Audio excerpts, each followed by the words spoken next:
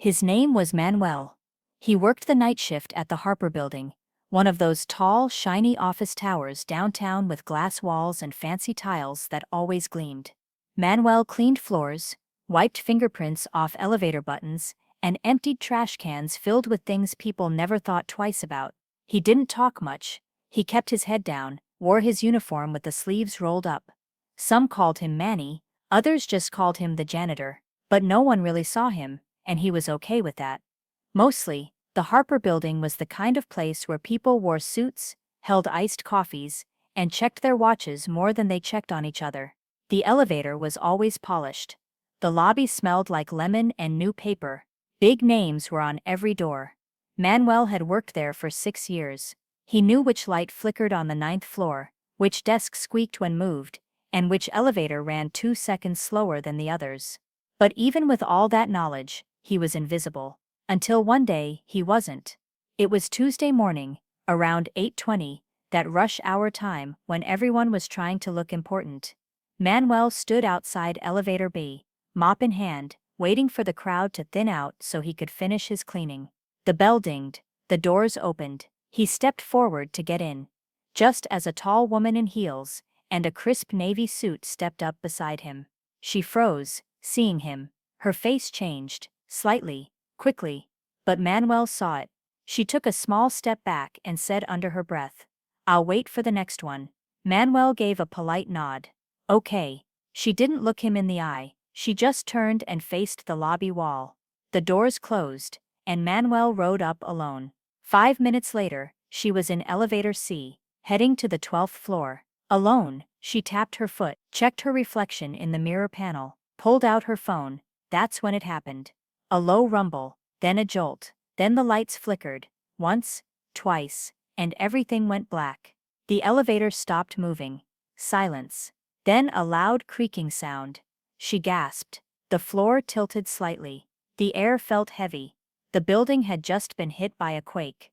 Not a big one, but enough. Enough to trap her. She banged on the door, pressed the red button over and over. Hello? Can anyone hear me? No signal. No lights. Her heels clicked against the floor as she paced. Her breaths came faster. Then, in the quiet, a voice. Is someone in there?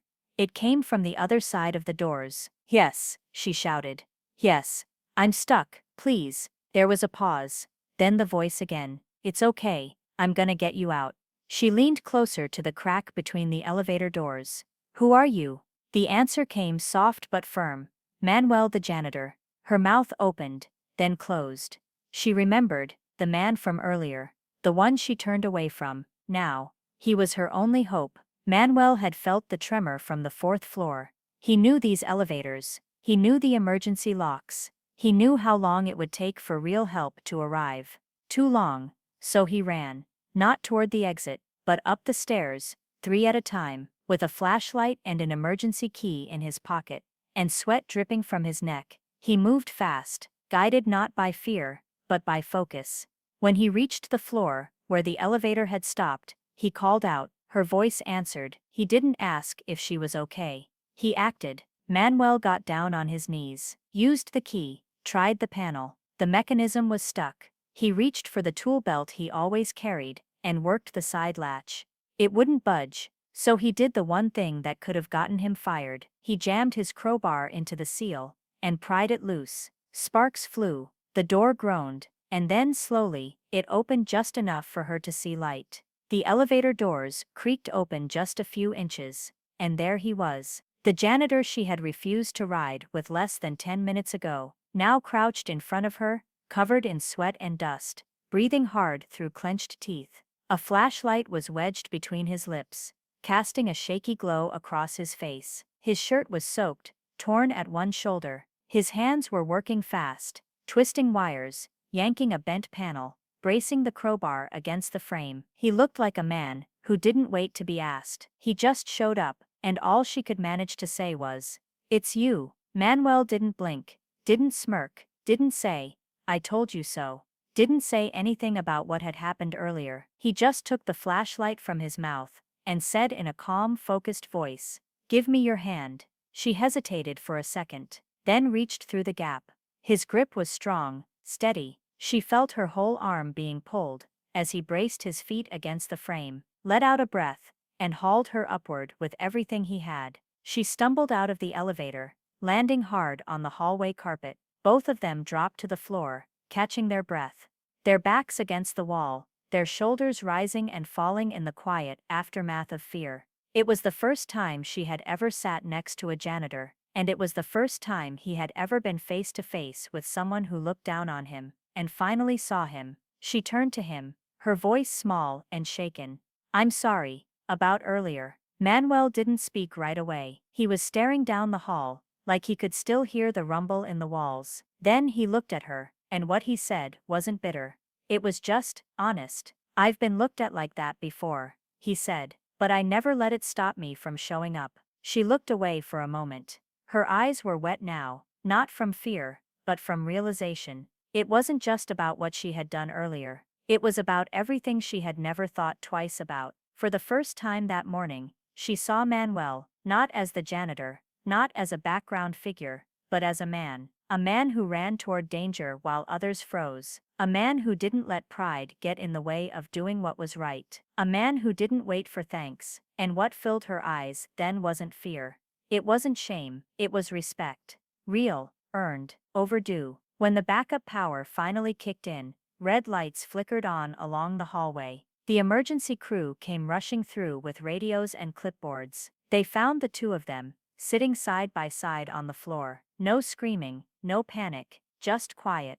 The woman stood and pointed. "He saved me," she said, her voice firm now. "If it weren't for him, I'd still be trapped in there." One of the emergency responders helped her walk toward the lobby, but she kept turning back to Manuel. He sat there on the floor for a few seconds longer, then slowly stood up, wiped his hands on his uniform, and picked up his tool belt again. The first thing he said, when asked about what happened, "I just did what I had to do." No bragging, no big speech, but the woman couldn't stay quiet. She told the full story, to the building manager, to the fire captain, to anyone who would listen, about how he ran upstairs, about how he broke company policy to force the elevator door, about how he never once mentioned her refusing to ride with him. She called it courage, she called it grace, and she asked them, face to face, why doesn't this man have a real title, a real place in this company? Days passed, and then something changed. In the front lobby of the Harper building, just below the company logo, a new framed photo appeared. It was Manuel, standing tall in his uniform, mop in one hand, tool belt over his shoulder, and that same quiet smile he always had. Underneath it, bold letters read, "Building Technician, Emergency Responder, Teammate." But next to that frame was a small handwritten note, on elegant stationery, from her, the same woman who once wouldn't share an elevator. It read, "Never underestimate the person you walk past. One day, they might be the one who saves you." She looked down on him once, but when the world shifted, he was the only one who stood tall, and that changed everything.